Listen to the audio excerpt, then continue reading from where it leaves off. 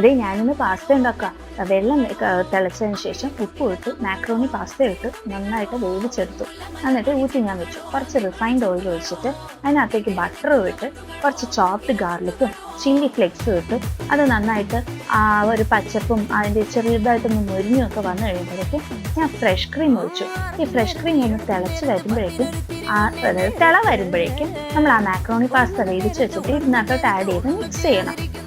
ഇത് കഴിഞ്ഞ് പിന്നെ ഞാൻ ചീസ് സ്ലൈസസ് ആഡ് ചെയ്യുന്നുണ്ട്, ഈ സാൻഡ്വിച്ചിലൊക്കെ വെക്കുന്ന.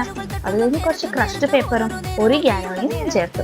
അതും മിക്സ് ചെയ്തു. ഇപ്പം ഇത് ഇച്ചിരി ടൈറ്റ് ആയതുപോലെ തോന്നും. അപ്പം ഞാൻ ആ പാസ്ത വേവിച്ച വെള്ളം ഉണ്ടല്ലോ ഇച്ചിരി ഒഴിച്ചു കൊടുത്ത് ലൂസാക്കി എടുക്കും. അത് കഴിഞ്ഞ് ഞാൻ ചിക്കൻ ആണെങ്കിൽ കുരുമുളകും ഉപ്പും ഇട്ട് വേവിച്ച് വെച്ചിരുന്നു, അതും ഞാൻ ഇതിനകത്തേക്ക് ആഡ് ചെയ്തു. അങ്ങനെ ഇതെല്ലാം കൂടെ മിക്സ് ചെയ്ത് കഴിയുമ്പോൾ നമുക്ക് ഉപ്പ് ടേസ്റ്റ് ചെയ്ത് നോക്കാം. ആവശ്യമുണ്ടെങ്കിൽ മാത്രം വീണ്ടും ഉപ്പ് ചേർത്ത് കൊടുക്കാം.